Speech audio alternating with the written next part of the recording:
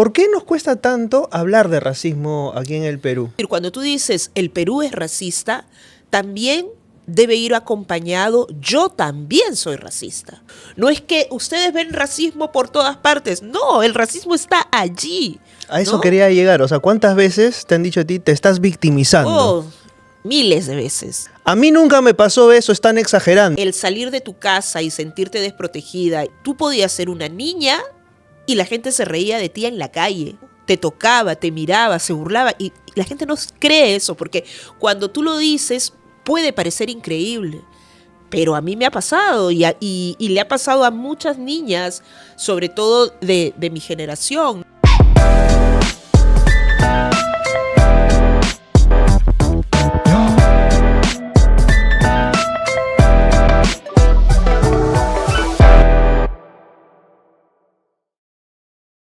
¿Miento si digo que somos un país racista? Yo creo que no. Teníamos que traer a una persona que pudiese hablarnos con autoridad del tema y alguien que tiene mi total admiración es, por supuesto, Sofía Carrillo, periodista y activista. ¿Cómo estás, Sofía? Bienvenida al Buen Librero. Bueno, muchas gracias por la invitación. Para mí es un gusto poder compartir contigo, con tus seguidores y reflexionar sobre distintos temas, entre ellos el racismo. ¿Por qué nos cuesta tanto hablar de racismo aquí en el Perú? Creemos que el hecho de ser un país donde evidentemente hay distintas identidades étnico-raciales nos hace automáticamente no ser racistas, porque es mucho más cómodo también para muchos sectores, especialmente para quienes detentan el poder económico, el poder político, y que finalmente tienen las características fenotípicas, no voy a decir identidad porque allí puede haber quizás algunos cuestionamientos porque la identidad no se impone, pero sí tienen características fenotípicas que los hace ser leídos como personas blancas y mestizas. Es un tema muy complejo porque también te hace mirarte a ti. Es decir, cuando tú dices el Perú es racista, también debe ir acompañado, yo también soy racista. ¿Cómo le explicamos a la gente eso? Es que cuando hablamos de racismo y cuando hablamos de desigualdad estructural, no solamente estamos hablando de aquel insulto que te dijo alguien en la calle por ser una persona afro o indígena, o no estamos hablando solamente de si me gusta o no me gusta, ¿no? Determinado término, ¿no? Estamos hablando de cómo no es casual, por ejemplo, que si hacemos una revisión solo en Lima, ¿no? Y de los distritos de la capital, ¿no? ¿Dónde están las personas que se encuentran en una situación de mayor empobrecimiento? ¿Qué características físicas, fenotípicas tienen? ¿Dónde están los servicios de salud en el país, ¿no? De calidad, donde podamos acceder realmente a una salud donde haya calidad, calidez, que es lo que se busca en el sector salud? Eso ocurre en las ciudades donde hay mucho mayor número de personas blanco-mestizas y en las zonas andinas, amazónicas, no hay una garantía a los servicios de salud, de calidad, de educación. Eso también es racismo. No es que ustedes ven racismo por todas partes, no, el racismo está allí. A eso ¿no? quería llegar, o sea, ¿cuántas veces te han dicho a ti te estás victimizando? Oh, miles de veces, siempre lo dicen. Pero es bien curioso, ¿no? ¿Qué es victimizarse? Victimizarse se supone que es cuando uno inventa una situación para colocarse en una posición de víctima. Inventar no existe, me lo imagino. Pero no estoy imaginando lo que estoy evidenciando y lo que estoy sustentando con dato duro, con estadística. Decir que la pobreza tiene rostro indígena, andino, amazónico y afrodescendiente en mayor medida, no es un invento. No es que lo dije yo, es la evidencia, es lo que dice el censo del 2017, es lo que nos dicen todas las estadísticas y todos los informes del Instituto Nacional de Estadística, no solo en Perú, sino en el mundo en realidad, ¿no? Ahora, Sobre por todo ejemplo, en nuestra región. O sea, yo acá no me voy a poner del lado del abogado del diablo, porque creo que el diablo está en otros lados, ¿no? Sobre todo en municipalidades y en ministerios como el de educación.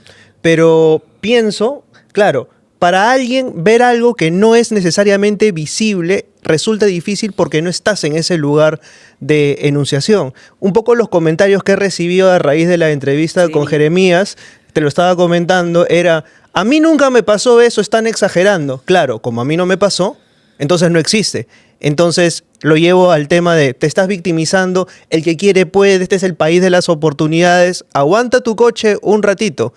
En algún momento esas oportunidades están mediadas también por los prejuicios y los relatos que nos han ido formando. O sea, que tú no lo veas o no seas capaz de verlo, no signifique que no existe. Sí, y cuestionaría incluso esa afirmación de que a mí nunca me ha pasado, sobre todo si eres una persona indígena, andina, amazónica o afrodescendiente, porque también hay una necesidad de sobrevivencia. Claro, ¿No? pues. Y esa necesidad de sobrevivencia ha hecho que muchos nieguen la existencia del racismo, porque no es fácil. Y aparte están del lado del relato oficial. Así es. ¿No? Es decir, cuando tú te colocas y dices, estás siendo racista a otra persona o al sistema o al espacio donde tú estás trabajando, te haces merecedora de una serie de etiquetas.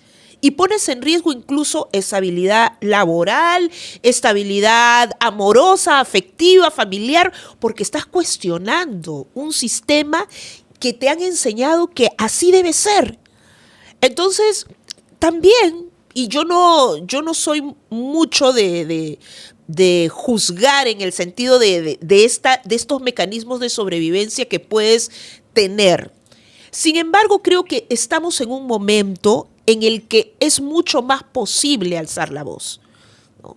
Yo creo que, aunque los tiempos sigan siendo complejos, hay otro escenario que nos permite conversar como lo estamos haciendo, que nos permite saber que lo que me pasó a mí no es algo anecdótico, sino que responde a una estructura que se ha jerarquizado históricamente con el racismo, con el machismo y con el clasismo.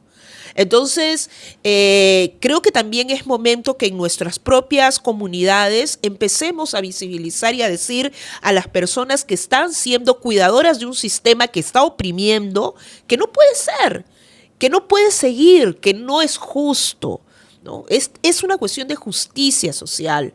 Y victimizarse no es revelar evidencia.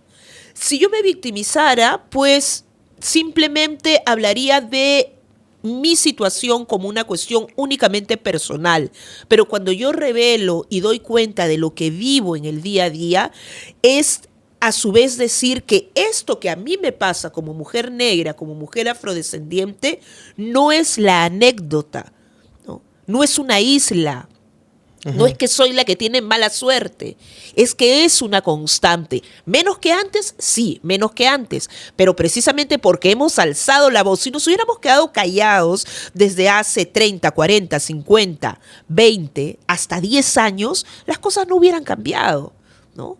Lo poco que se ha cambiado es precisamente porque hubo voces que se alzaron y que dijeron basta, ¿no? Y gracias a estas voces por lo menos nos permitimos cuestionar determinados actos de enunciación, ¿no? Así es, porque es importante, y tú has hablado mucho del lugar de enunciación, ser conscientes desde dónde yo estoy hablando, ¿no? Muchas personas blancas, mestizas, me dicen, pero yo no me atrevo a hablar de esto porque no lo he vivido. A ver, tú no tienes que haberlo vivido para colocarte en una posición antirracista. Y además tienes que hablar desde tu posición, desde tu privilegio, ¿no? Estás en un espacio, y esto lo he dicho antes, sobre todo en espacios más digamos, de más poder económico y demás, ¿no? Porque si tú miras a tu alrededor, en una empresa, en una institución, y todas las personas son iguales a ti, blancas, mestizas, es que está habiendo un problema, ¿no? es allí donde tú tienes que actuar. No tienes que ir a estudiar al pueblo indígena, al pueblo afro, para ver qué necesitan ellos. No, haz lo que tienes que hacer en tu espacio. Y ahí es donde retomo lo que tú dijiste. Creo que todos hemos sido racistas sin proponérnoslo. Sí, sí, hemos sido racistas sin proponérnoslo, y creo que el tema está en que uno sea consciente de eso y que sepa que eso debe cambiar, ¿no? Más allá de que yo creo que hay cuestiones que siempre han sido dolorosas y que puedes no ser consciente de que es racismo, pero tienes también un sentido humano y no debes hacerlo, ¿no? Es decir, situaciones sobre todo que se han dado a nivel mediático, que es el espacio donde yo me muevo, en el sentido que soy periodista. Entonces, cuando a mí me dicen, ay, antes los programas, uno no se daba cuenta, no te darías cuenta tú. Pero yo sí me daba cuenta que a mí me estabas animalizando, que estabas diciendo que la gente que se parecía a mí era mona. Eso no fue algo que ahora ya no. Eso fue malo ayer, anteayer, hace 2 años. O la típica, ¿no? Ahora te dicen la generación de cristal. Sí, sí. Que ya no aguanta nada. Ya no aguanta nada. Y me ponen una generación que no estoy, pero bueno. No te afecta eso. Esto no me afecta, estoy así en el límite, pero no me afecta. Y es bien curioso que las personas sigan creyendo que uno tiene que tolerar, ¿no? Efectivamente.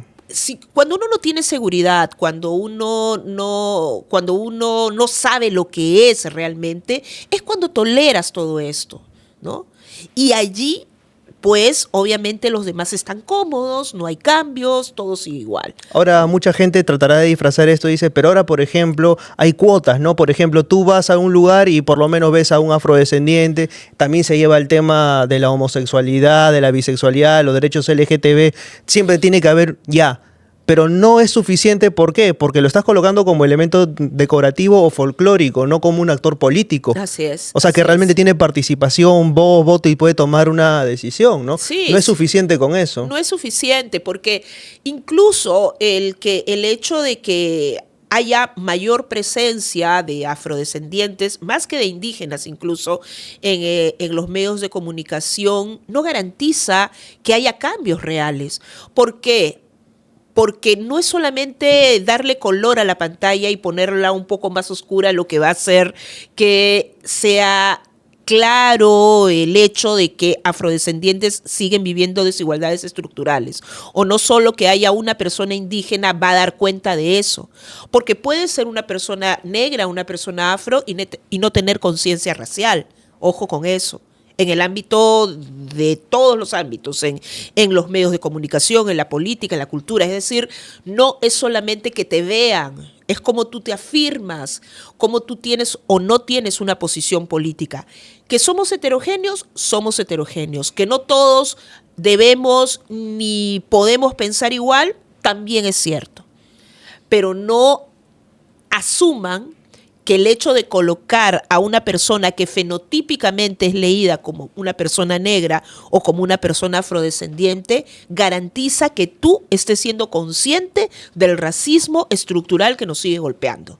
Claro, entonces, eso también, ¿no? Sirve para invisibilizar muchas cosas, ¿no? Claro, y ahí voy otra vez, ¿no? El individualismo anula la acción colectiva de poder vernos y decir, oye, ¿qué es lo que está mal o qué estamos haciendo mal, ¿no? Con esto. Sí, y también cómo le quitamos la responsabilidad a quien es la víctima o el sobreviviente del racismo.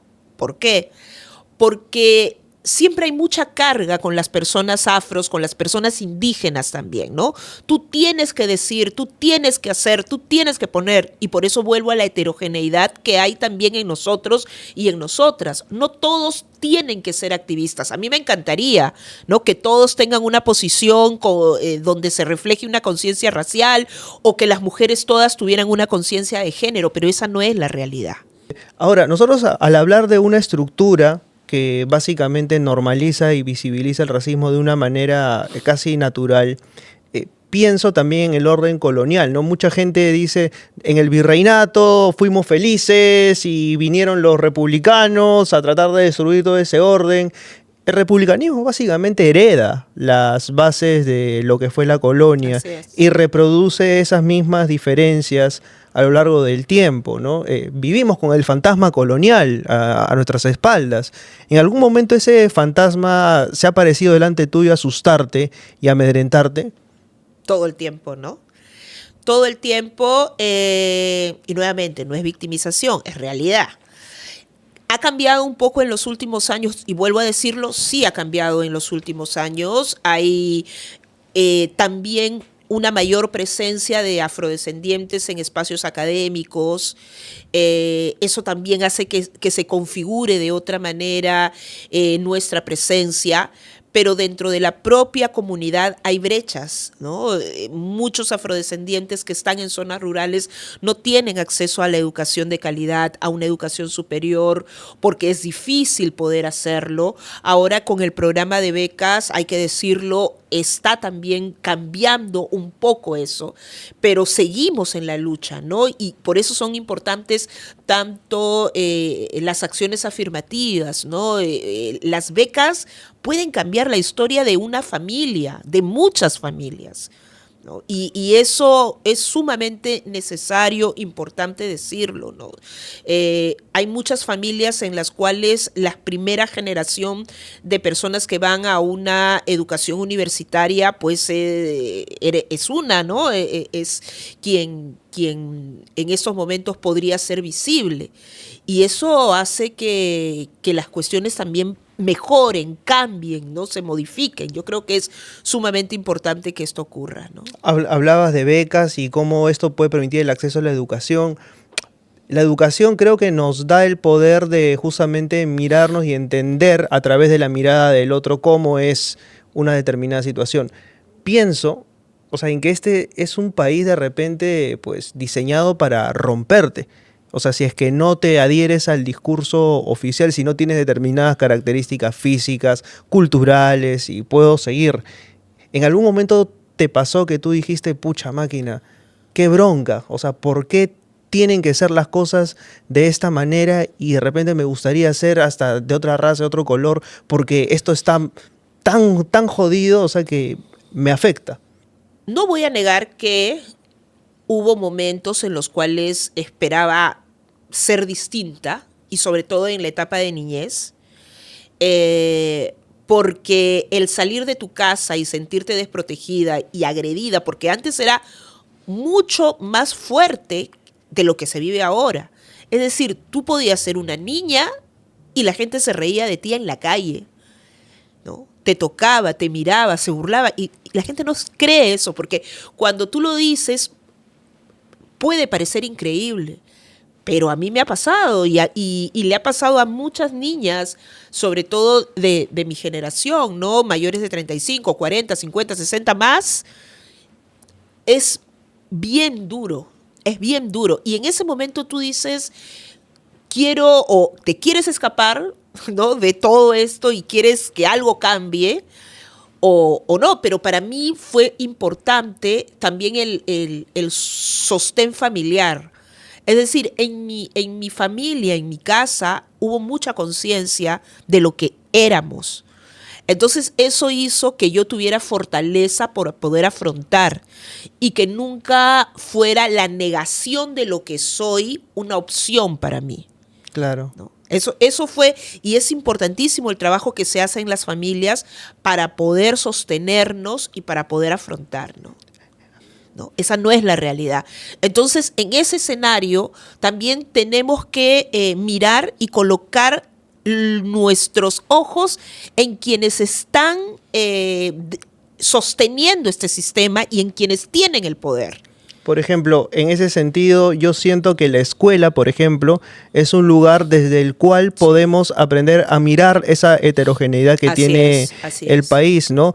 ¿Cuántos autores, cuántas autoras afrodescendientes conocemos más allá de Nicomedes, Santa Cruz y Victoria? Victoria, ninguna. O sea, por ejemplo, te podría mencionar a Antonio Gálvez Ronceros por ahí. Por ahí. Pero por no, ahí. Pero no conocemos mucho, muy ¿no? poco.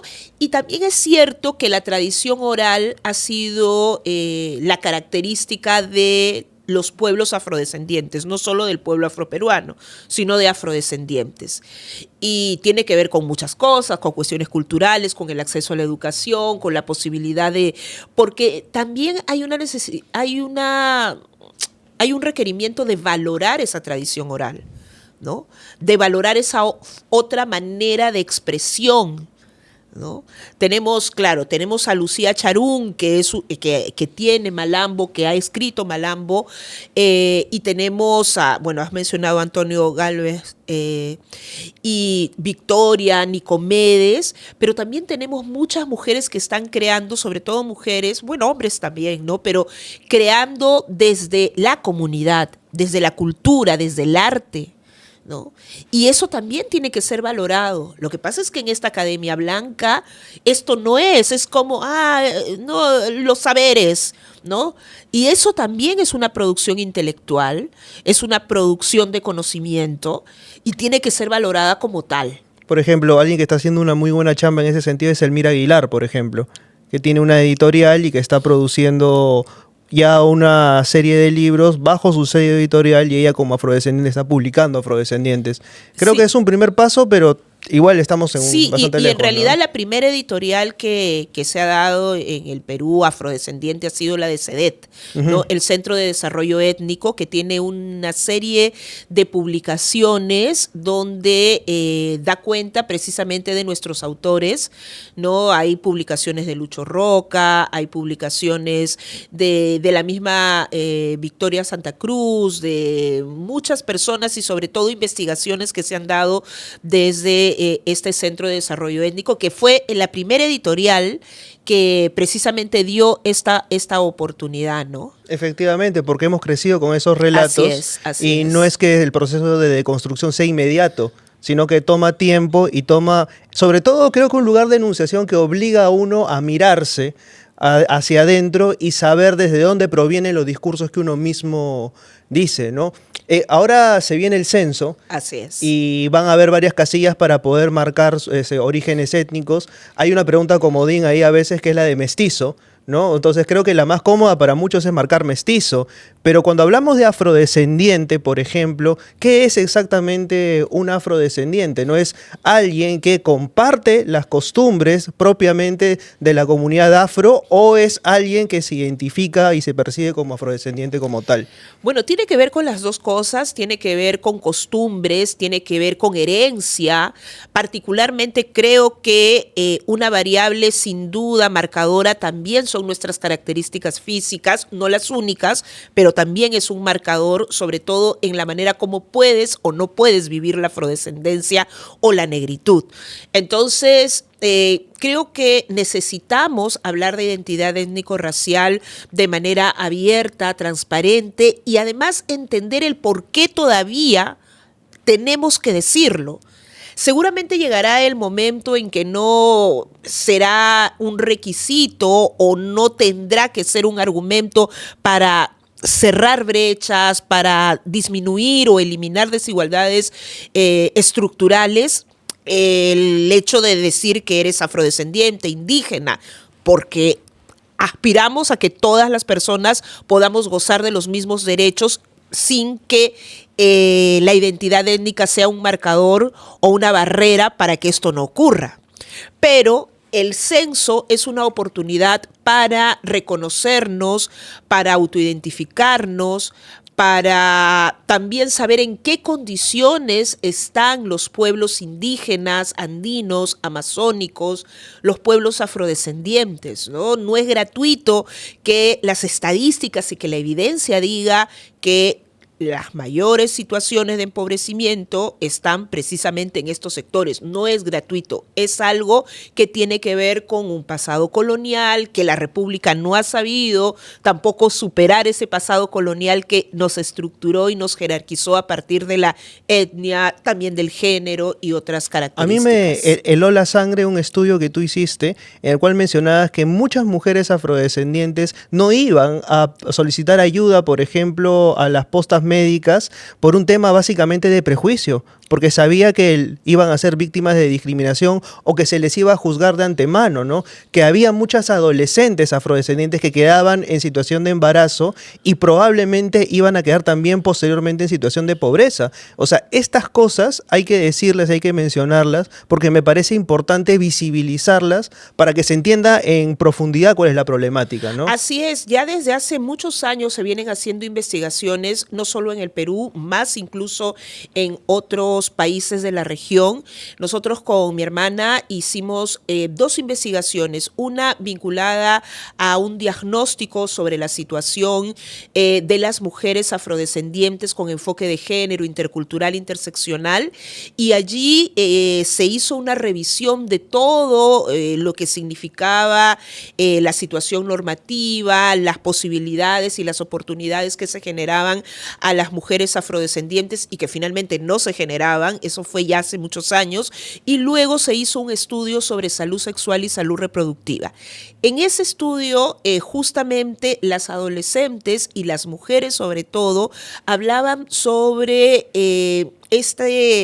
esta incomodidad o esta desconfianza que hay a los establecimientos de salud que tenían que ver con el juzgamiento, por ejemplo, sobre su vida sexual, el que muchas personas siguen asumiendo que el ser una persona afrodescendiente te hace mucho más propensa o dispuesta sexualmente también, y por eso la salud sexual y la salud reproductiva es un ámbito a seguir trabajando. Yo justamente estoy terminando una investigación, bueno, ya la terminé, donde se han encontrado resultados muy interesantes. La voy a publicar, así que todavía no doy muchos detalles, pero donde las mujeres afrodescendientes siguen teniendo esta desconfianza a los establecimientos de salud, pero también es clara la manera como se cruza, ¿no? El racismo, el sexismo, el machismo, el clasismo y cómo impacta eso en las vidas de las mujeres afroperuanas, afrodescendientes, mujeres negras, ¿no? Porque son distintas las categorías como podemos identificarnos. Ahora, a ti y a mí nos une un nombre en común, el nombre de tu padre. De hecho, yo te preguntaba antes de la entrevista si eras hija de Felipe Carrillo. Así es. Para quienes no lo saben, Felipe Carrillo fue mi profesor en el colegio, un gran profesor de ciencias sociales. Te voy a contar una anécdota. A ver. Y fue esta la que no te conté por interno. Y era, yo en el colegio siempre iba con mi papá por la carretera y siempre en algún mini market de la entrada de Lima deslizaba algún dulce por la caja registradora mientras mi papá armaba canastas para pagarle a sus choferes y darles víveres, ¿no? Eventualmente. Y en mi caso, una sola vez, o sea, cambiamos de mini market, nos fuimos a otro y yo compré un libro. Compré el libro de Robinson Crusoe y empecé a leerlo por cuenta propia. Fue la primera vez que acabé un libro por cuenta propia. Y lo llevé al colegio, me apoderé de las anécdotas, me volví un gran mentiroso. Y los chicos en algún momento descubrieron la mentira. Y empezaron a jugar con el libro, se lo empezaron a pimponear, mi libro terminó destripado en medio del salón. Y vino Felipe, levantó el libro y dijo, ¿de quién es? Y yo dije, es mío. ¿Y este libro lo has leído tú solo? Yo le dije, sí, yo lo he leído. Y en lugar de castigarme como hubiese ocurrido con otros niños, Felipe me felicitó delante de todos y pidió aplausos para mí. Y en ese momento dije, manja, o sea, la lectura te da un lugar de enunciación de vida diferente, ¿no? Y Felipe hizo eso por mí y es como que, wow. Para mí es como que lo recuerdo todavía con mucha claridad porque son esos profesores que tú sabes tienen algo que decir de siempre. Sí. Así era también en casa. Sí, en realidad mi papá nos ha colocado mucha lectura. Mi papá, el tema de los libros era innegociable, ¿no? Teníamos que leer y además nos gustaba mucho a mis hermanos y a mí. Entonces, claro, los libros que nosotros teníamos en casa era Raíces, era La vida de Malcolm X, de Nicomé de Santa Cruz, y era como, por eso te digo, la conciencia racial ha estado muy presente en mi familia. Yo me leía leía todas las Raíces de Alex novelas. Hallig es un libro hermoso. Sí, pero leértelo a los 7, 8 años, empezar a leer a esa edad era un Fuerte. libro complejo, fuerte. Y luego cuando ya vi la película, para mí yo era llanto total siempre, ¿no? Pero yo ya sabía la historia. En ese libro estaba basado El color púrpura. No, hay una serie que se llama Raíces. Ah, ok, no lo he visto. Sí, y El color púrpura también. Whoopi Goldberg. No, eso fue... Pero fue bastante duro, ¿no? Es decir, porque en ese caso, por ejemplo, yo conocí primero la película y luego el libro, ¿no? Entonces, sí estuvo muy presente la lectura y finalmente uno tiene y busca herramientas para poder afrontar las situaciones, ¿no? Ujú. Luego de leer, digamos, la vida de Martin Luther King, de Malcolm X, ojo que mucha ausencia de mujeres, porque eso también es todo un tema, ¿no? Pero después de leerlos a ellos, terminabas fortalecido, ¿no? Entonces, y fortalecida. Entonces, para mí fue un mecanismo interesante para poder afrontar, ¿no? Claro, y hasta ahora ahora me sirve, ¿no? Claro, ahora, por ejemplo, he tenido la suerte de leer autoras afro, ¿no? De Shirley Jackson, Toni Morrison, Claro, Toni. Chimamanda Ngozi, y ni qué Bell decir, Hooks.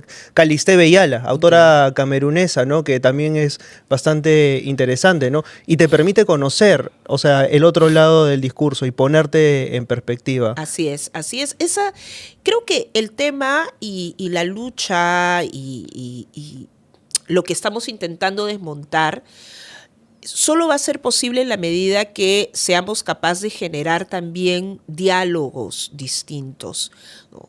Porque yo entiendo, ahora lo entiendo, antes era mucho más reactiva, ahora entiendo que muchas personas no hayan vivido lo que una ha afrontado, ¿no?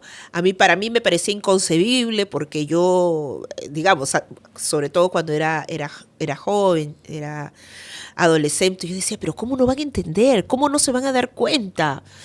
Y bueno, pues sí, pues hay emociones que se van dando de manera distinta también, ¿no? A partir de tus experiencias particulares, familiares, de lo que te sensibiliza y de lo que no te sensibiliza, ¿no? Y por eso yo creo mucho en la conversación, ¿no? A veces incluso yendo y estando en espacios no tan cómodos.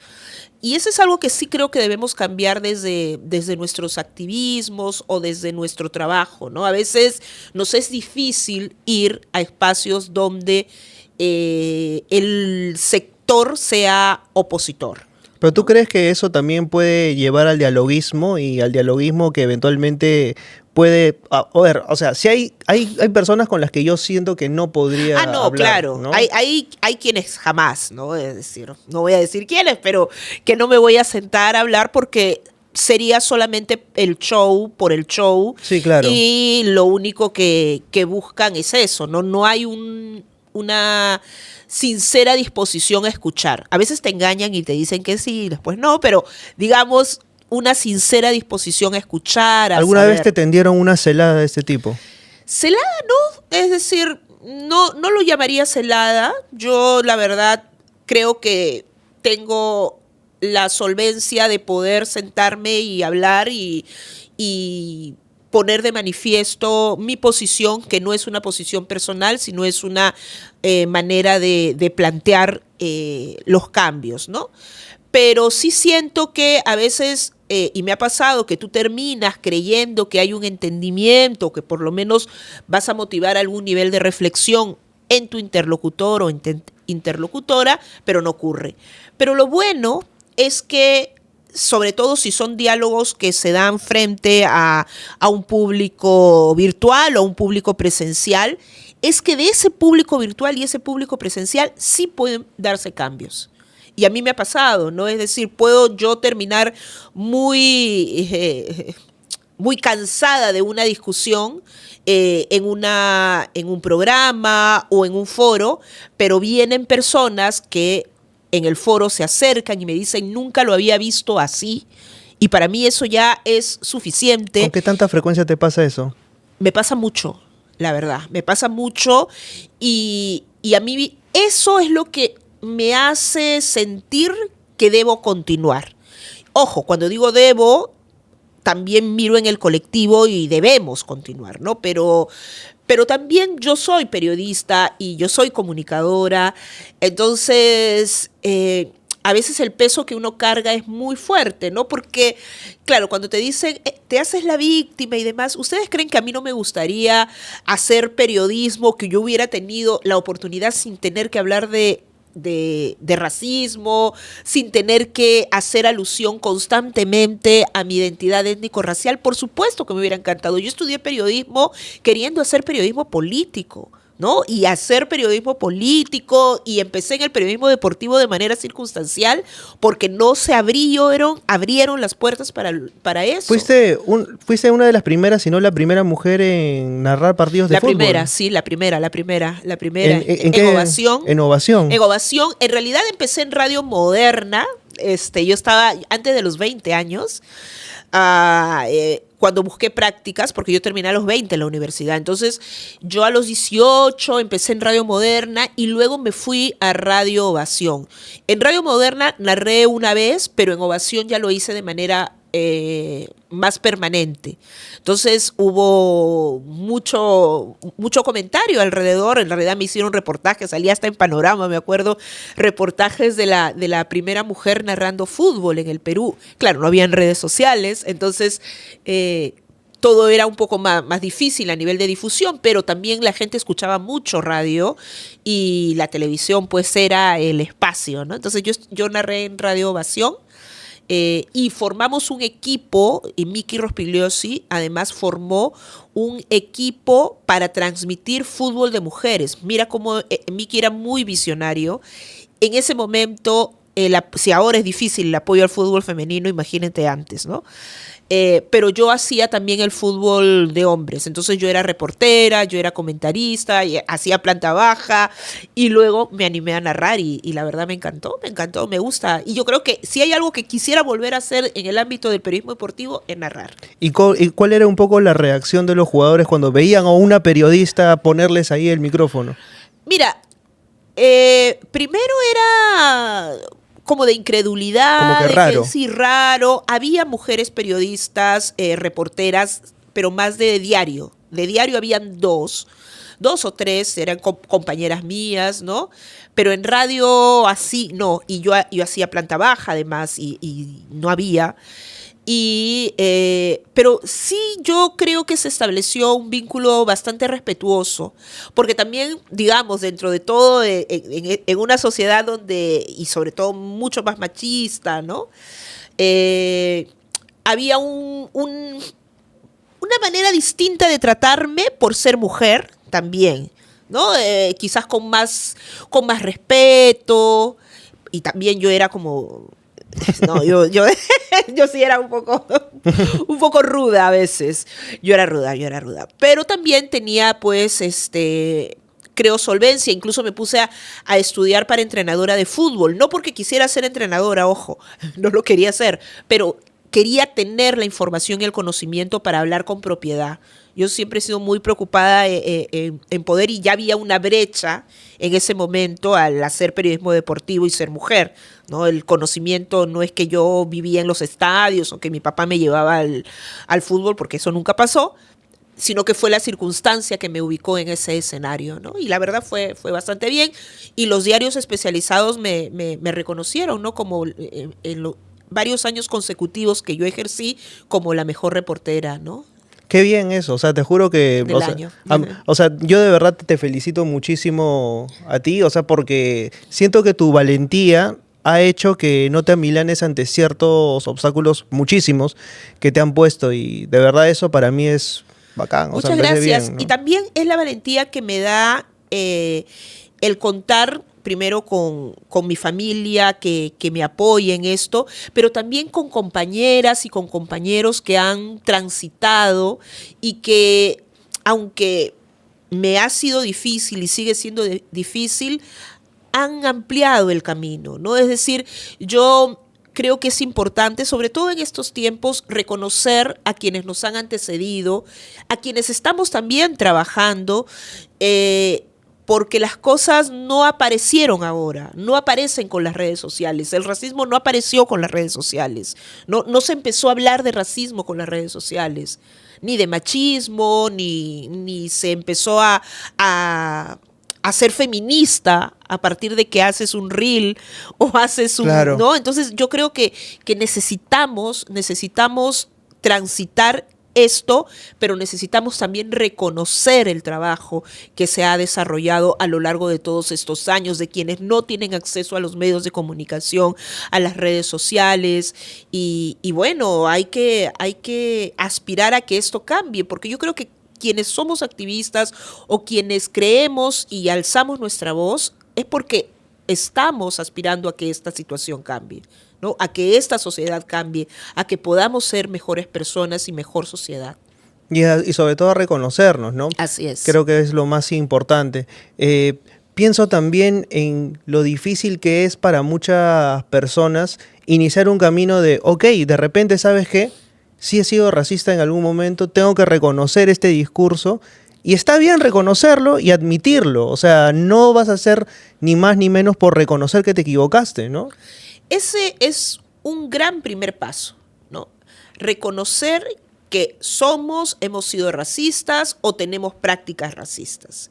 Por eso, cuando nosotros vemos las cifras oficiales, hay realmente mucha resistencia a reconocerse como racista. Y eso ya se ha difundido muchísimo.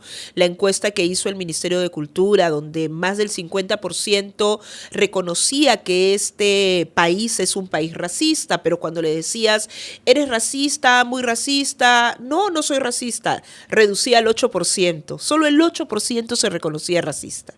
Entonces, no me siento parte del problema, ¿no? El problema es de otros. Ellos son los que tienen que solucionar, no yo. Y allí está el error. Y claro, por ejemplo, en algún momento, y esto lo recuerdo clarísimo porque decía, claro, así es como muchas personas lo enfocan, ¿no? Por ejemplo, yo planteé en clase, me gané un problemón por esto, te voy a decir, ¿eh? El caso de por qué fundamentar que el caso de la mazamorra negrita era racismo. Oh, sí. Y claro, mis alumnos empezaron a leer fuentes y un alumno levantó la mano y dijo, no, no es racismo porque puede ser un diminutivo de cariño. Mi papá le dice a mi mamá negrita. Sí. Ya pues, pero mira desde qué lugar lo estás diciendo. O sea, no necesariamente es así. Entonces, hay también un trabajo docente ahí que tiene que ser muy serio para poder visibilizar las problemáticas que hay detrás de estos enunciados, ¿no? Así es, y hay un trabajo también que tienen que hacer estas marcas para decir el por qué se produce el cambio, ¿no? Porque el desaparecer el nombre no desaparece la historia y todo lo que ha significado esos términos para, en este caso, las mujeres afrodescendientes o las niñas afrodescendientes.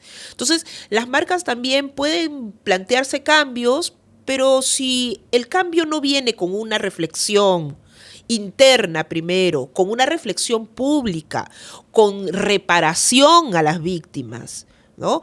Con decir, en esto estuvimos mal, nos equivocamos, estamos cambiando por esto y hacer una campaña sostenida que defienda esto, la verdad no va a pasar. Lo mismo ocurre con los personajes de la televisión, ¿no? Desaparecen y hasta ahora te siguen echando la culpa que desaparezcan su personaje y te agreden a partir de esa desaparición. ¿Por qué? Porque el canal de televisión no ha dicho, en esto hicimos mal, nos hemos equivocado, hemos faltado a una comunidad. Entonces, los cambios no se tienen que dar solamente a partir de expectorar personajes o eliminar nombres.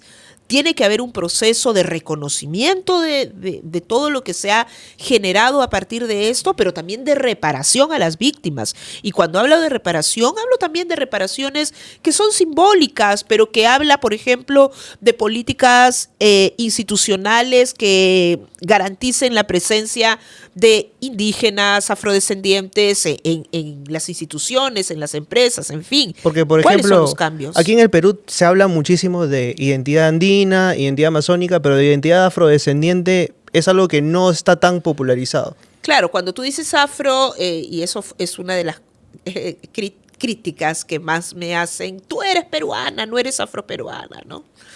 Entonces, a ver, ¿en qué momento dije que no era peruana, no? Es decir, estoy diciendo afroperuana, ¿no? Afroperuana. Debería entenderse.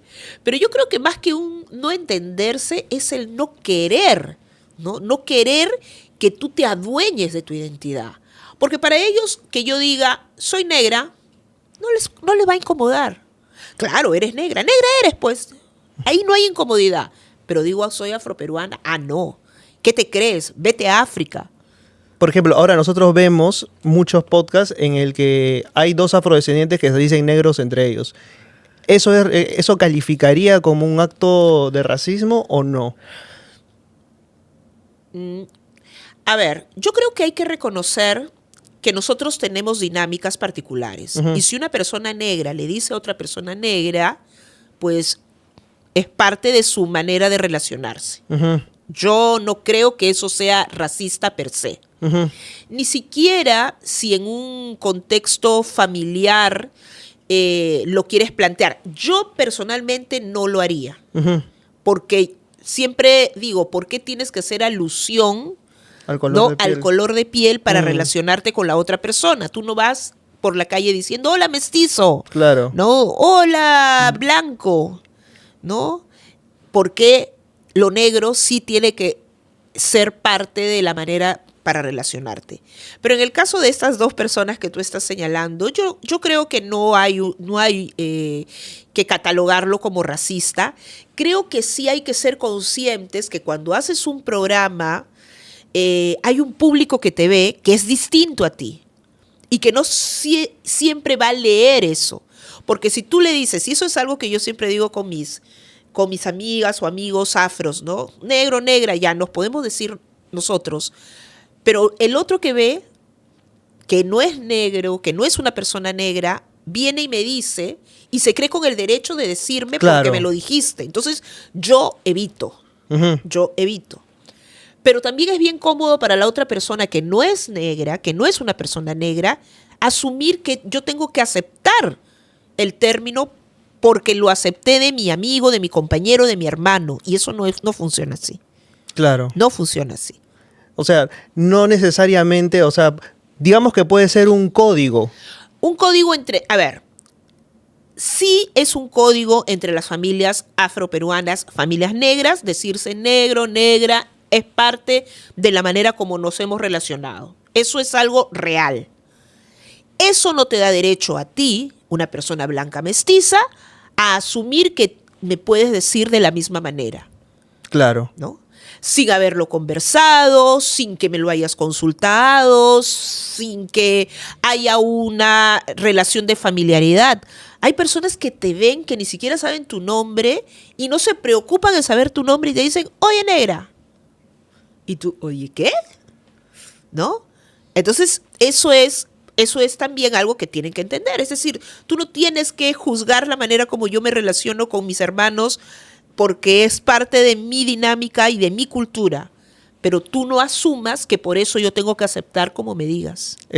O tampoco asumas, mediante tus prejuicios, que una persona afrodescendiente responde o tendría que hacer determinado tipo de cosas, ¿no? Así es. Tú me contaste, bueno, tú no, pues, siento que te conozco hace mucho tiempo porque he visto tantas entrevistas tuyas que Ya. digo, ya, pucha, ya es como que ya me conoce. Bueno, Pero, o sea, que ibas a un ascensor y la gente te decía de inmediato, oye, ¿y qué vas a bailar? así es, sí.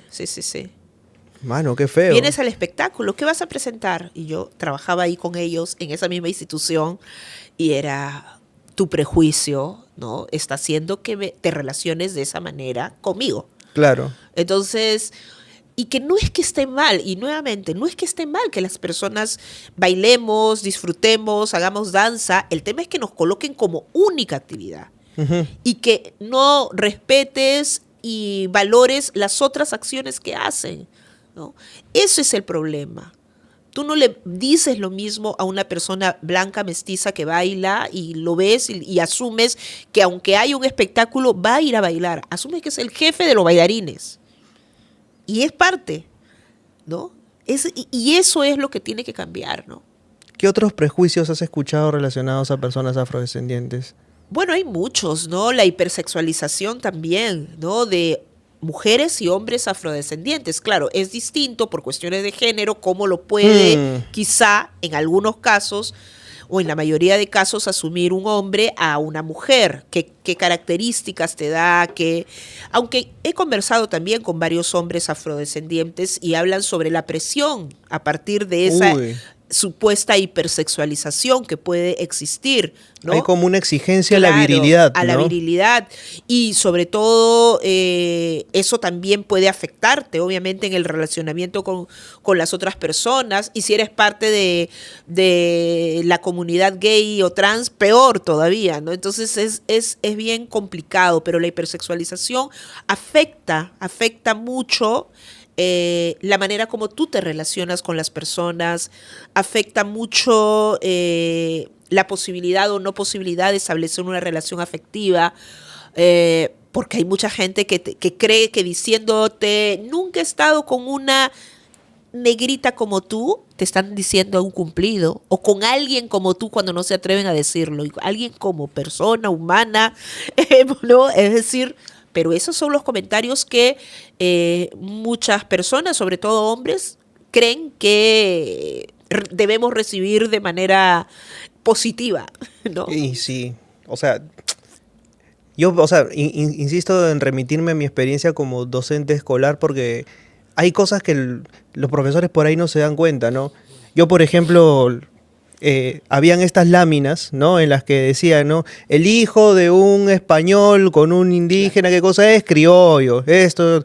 Y un chiquito me preguntó, ¿no? Y el hijo de tal con tal, ¿qué sería? Yo le dije, humano. Así de sencillo. ¿Pero por qué? Porque no tenemos que caer en categorías, le digo. O sea, somos seres humanos al fin y al cabo, ¿no? O sea, ¿para qué quisiera saberlo? No, que era una categoría, le digo, ya, la categoría sigue vigente. Ahí es donde entra a tallar la repregunta. O sea, ¿hasta dónde eres capaz de hacer que el estudiante piense en estas categorías como algo que ya es totalmente anacrónico, ¿no? Sí, es cierto. Justamente Bell Hooks, que es una afroamericana, hablaba de la pedagogía del amor, ¿no? Y cómo a partir de ese reconocimiento del amor mutuo, del amor que debemos tener, también debemos plantear la educación, ¿no? Ella era educadora, bueno, también escritora, y hablaba mucho de eso, ¿no? Cómo necesitamos formar niños, niñas, que reconozcan el amor como un vínculo importante y necesario, y que nuestras particularidades no tendrían que generar conflicto, desigualdad, racismo, ¿no? Porque el tema no está en que seamos diferentes, no es ese el problema, ¿no? El problema es cómo reconocemos las diferencias, respetamos las diferencias, abrazamos nuestra diferencia. Y también reconocemos nuestros errores. Vuelvo al tema anterior, ¿no? Me parece, por ejemplo, que en Estados Unidos, en algunas escuelas, ponen las caricaturas de los Looney Tunes, pero de los años 30, y antes de ponerlas, hay un cintillo que dice, así de racistas éramos en este tiempo. O sea, como para que vean que el blackface no estaba bien, que vean esto. Entonces es como que, man, ya, hay discursos prisioneros de su época, pero que hoy en día podemos contradecir gracias a que se ha avanzado en una serie de luchas. Claro, y lo que tenemos que generar en la escuela, sobre todo, es que los niños, los estudiantes piensen, reflexionen, critiquen, cuestionen, ¿no? Esa educación tradicional donde te tenías que aprender al pie de la letra, las fechas, los momentos y todo, pues no, debe trascender, debe ser mucho más reflexiva. Deberíamos tener una educación antirracista también. Y una educación antirracista que problematice todas estas situaciones y hablar de la historia, claro que sí. Hablar de las jerarquías raciales que existían, claro que sí. Pero cuestionarlas, decirles por qué se daban, qué hacía que los invasores españoles, en este caso, etiquetaran como personas negras a los africanos, ¿no? Porque es un término esclavista, que lo hemos resignificado, que nos hemos apropiado del mismo, está bien, sí, lo hemos hecho, porque teníamos que hacerlo, pero eso no borra de que sea un término esclavista, ¿no? Y que significaba deshumanización, animalización a las personas africanas. Es lo mismo que mucha gente me cuestiona cuando yo digo la palabra indio. No se trata de la resolución del término tal como se quería aplicar en España, que se referían a las personas de la India, sino todo lo que la palabra trajo consigo. O sea, toda la carga peyorativa, Así es. discriminatoria y segregacionista, ¿no? Así es, y por eso seguimos viviendo las consecuencias hasta el momento, ¿no? Incluso en la población indígena, el hecho de reconocerse indígena tiene que ver con un proceso personal también, ¿no? Cuando tú hablas de identidad, tienes que haber hecho toda tu exploración personal y qué significa pararte en esta sociedad y decir que soy indígena, por ejemplo. ¿Qué significa decir que soy afrodescendiente? ¿Qué implica eso? Exactamente. ¿Cómo logramos finalmente una educación antirracista desde las escuelas? La logramos primero hablando de la historia desde una posición mucho más crítica, diversificando nuestras fuentes de información, ¿no? No solamente las personas blancas y mestizas han escrito y escribieron, no solamente ellos han aportado, reconociendo a quienes han construido este país que tenemos actualmente, quienes han luchado por la independencia, dónde estaban. Las personas africanas y afrodescendientes no llegaron al Perú, fueron arrancadas de su tierra, de África, en condiciones de trata transatlántica y traídas a esta parte del mundo.